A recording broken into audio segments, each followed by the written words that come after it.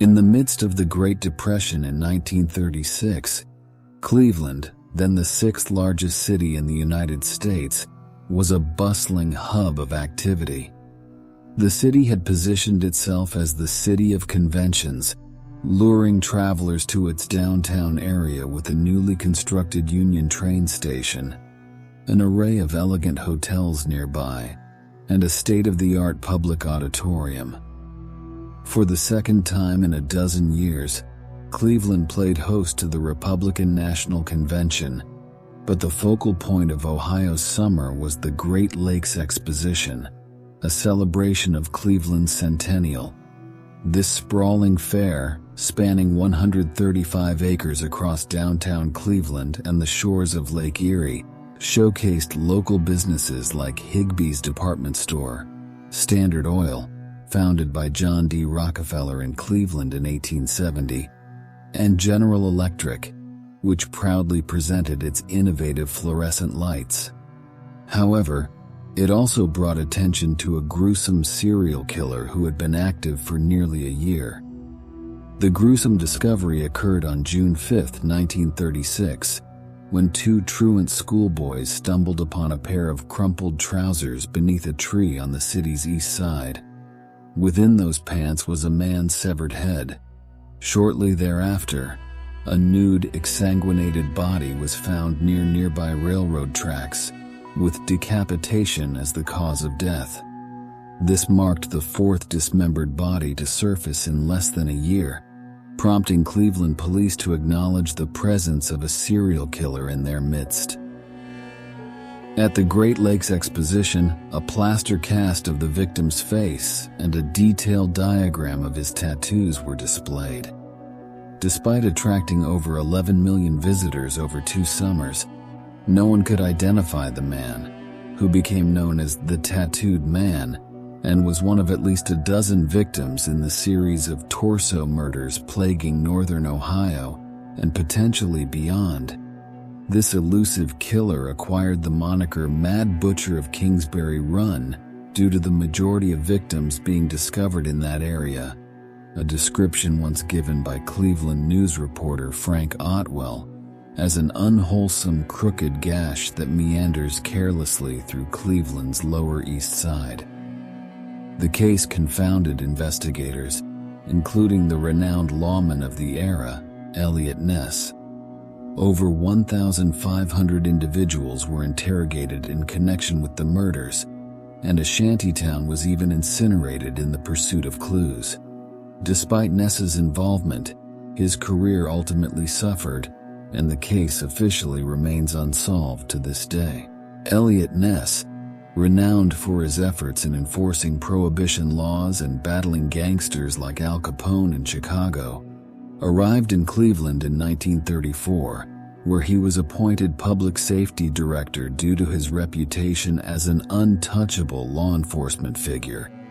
His mandate was to reform and reinvigorate a corrupt and politically influenced police department.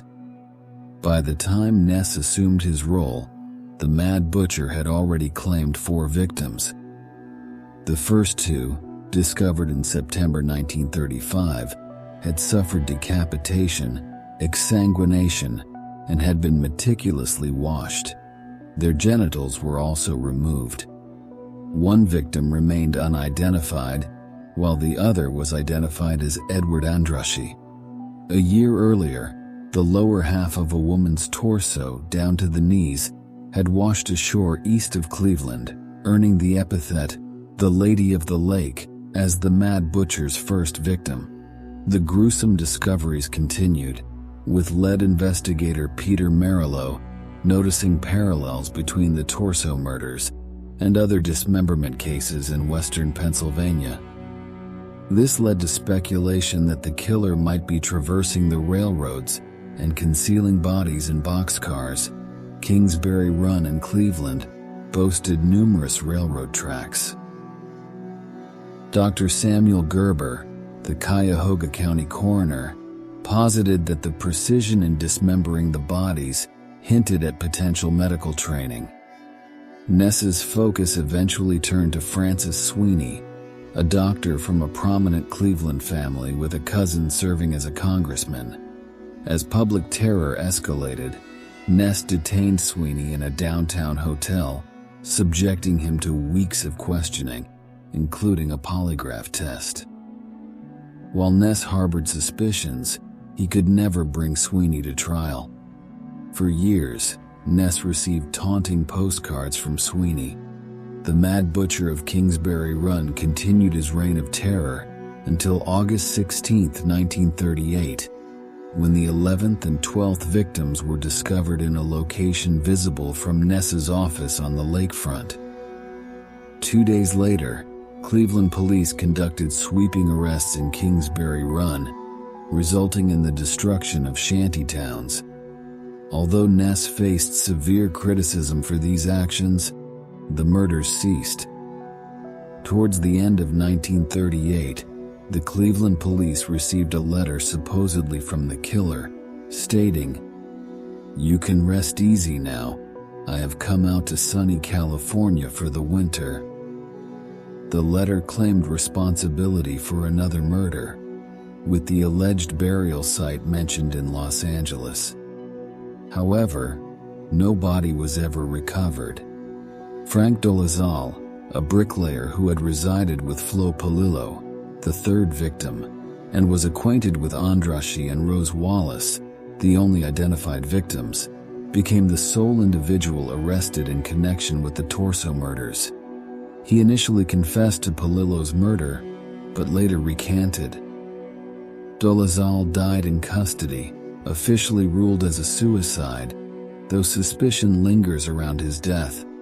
In 1947, the same year that Ness unsuccessfully ran for mayor of Cleveland, the infamous murder of Elizabeth Short, known as the Black Dahlia, occurred in Los Angeles.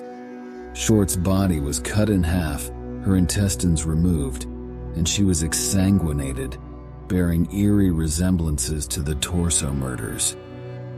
Like the Cleveland case, the Black Dahlia murder remains unsolved. Elliot Ness passed away at the age of 54 in 1957, burdened by financial troubles and his own drinking problem. 6 months after his death, his memoir, The Untouchables, was published, serving as the basis for a popular television show a year later. Ness has endured as a pop culture icon. 40 years after his passing, he received a funeral with full police honors in Cleveland, with his ashes scattered at Lakeview Cemetery on the city's east side, not far from Kingsbury Run, the sinister location where the Mad Butcher left a trail of dismembered bodies.